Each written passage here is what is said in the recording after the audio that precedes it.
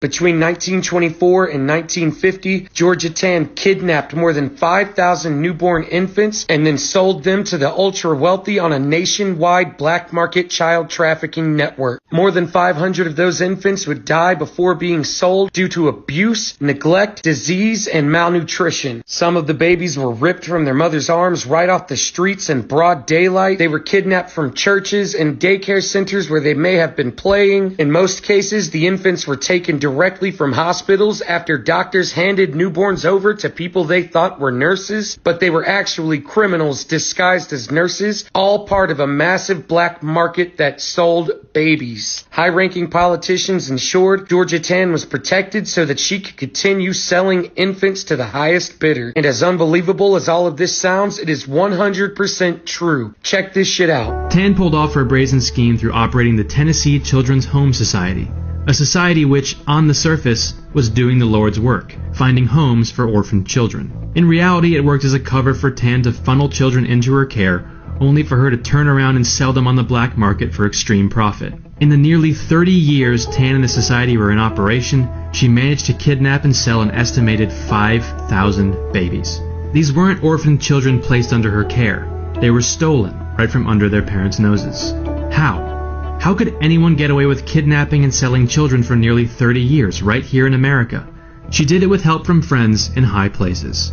She took children who came from poor families, for the simple reason that poor families at the time didn't have the necessary resources to search for one of their children should they go missing. If families did file a report, Georgia Tann would have it handled by her close friend E.H. Crump, a powerful tycoon and the so-called boss of Memphis. Crump would make sure the reports of missing children were ignored. She also had an elaborate system for taking newborn babies from hospitals and mental wards, bribing doctors and nurses to help her take the children, and then tell their unsuspecting parents that their baby was stillborn. Tann would take off with the baby, with the child's parents believing their newborn to be deceased. She even had a system for snatching children right off the street. She took children from churches or daycare centers while they played with their friends. They'd end up in the arms of a uniformed social worker under Tann's employ, and they'd never be seen by their birth parents again.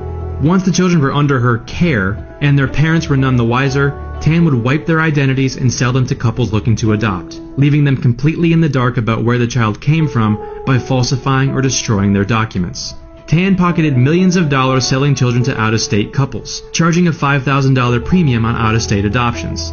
Almost 90% of her sales, which in this context, sales is a truly disgusting word, went to wealthy couples in New York and Los Angeles who could afford the steep pricing of Tann's services, including actress Joan Crawford, who adopted her twin daughters from Tann.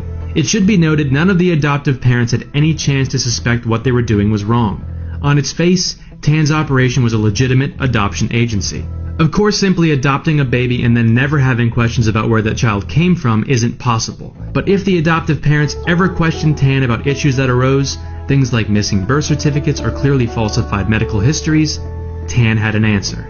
If the new parents ever had any suspicion that anything fishy was going on, Tann would threaten them with legal action through one of her major accomplices, family court judge Camille Kelly. Judge Kelly used her position of power to sanction Tann's activities and threaten the adoptive parents with taking away their adoptive children if they continued to make a fuss or ask questions. They would also be threatened with being roped into whatever legal ramifications Tann may or may not have faced.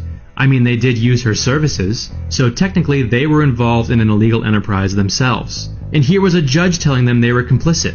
Needless to say, this blackmail coming from the U.S. judicial system itself made a lot of folks go quiet.